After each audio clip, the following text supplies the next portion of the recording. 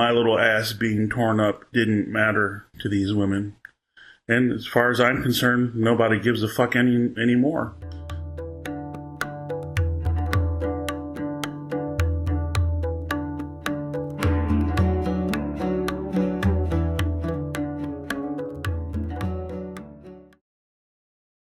Wanted to tell this story. It's something my daughter in particular has asked me to tell.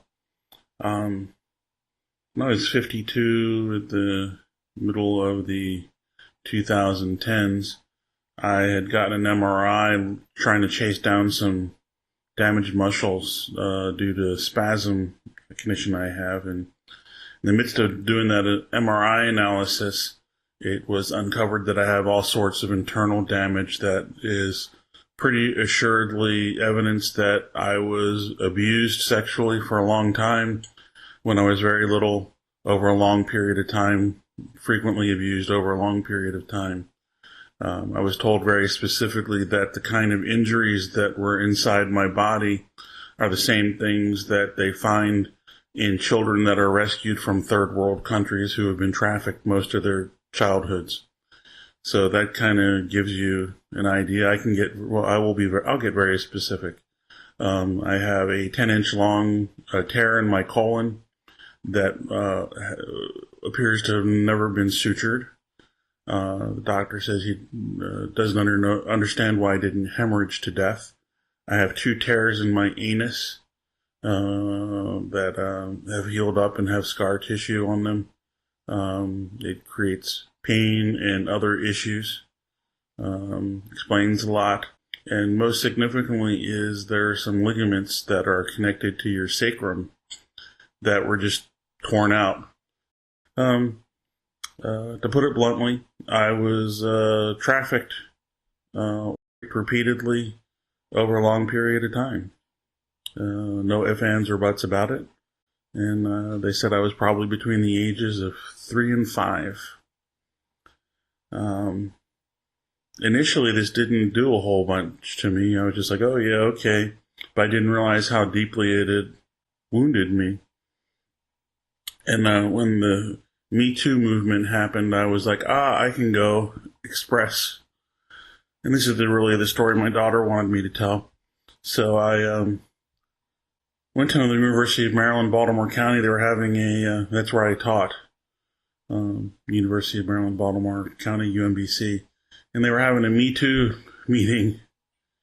And I decided, I would go to that and I would be safe opening up there and, maybe starting to come to terms with it because I was starting to feel stuff inside that was uncomfortable. I was starting to come to terms with it, or knowing I needed to come to terms with it. So I went to this Me Too meeting, and as soon as I walked in, the whole room sort of went silent, and people started looking at me with weary eyes, and I was told pretty quickly and pretty bluntly that I needed to leave because I was a perpetrator.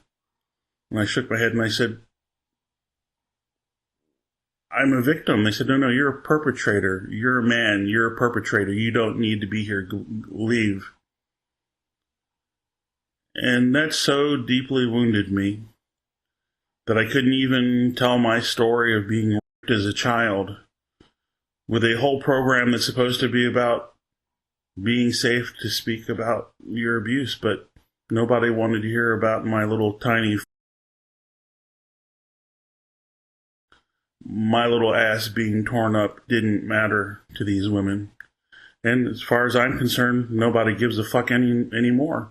I've gone to my family to try to figure out what happened. Silence. My mother was a single mom, so she ultimately had responsibility. And she pleads ignorance. I've cut off all communications with her because she just won't. She either has to profess complicity, proactive participation, or utter negligence. It can't be anything but the 3 of those. But anyway, it was the rejection from the Me Too meeting that probably wounded me deepest. Because once again, my story, nobody wants to hear it. And you know how terrible that is. I know that there are going to be some women commenting on this. Oh, well, it's about time a man understands it. I'm sorry. I was a 4-year-old. I was a 3-year-old. I was a 5-year-old. I don't know how old I was. I have no recollection. Thank God. Though I do have a few things slipping in as I sleep. Memories coming in. But anyway, I don't understand why I couldn't be a victim.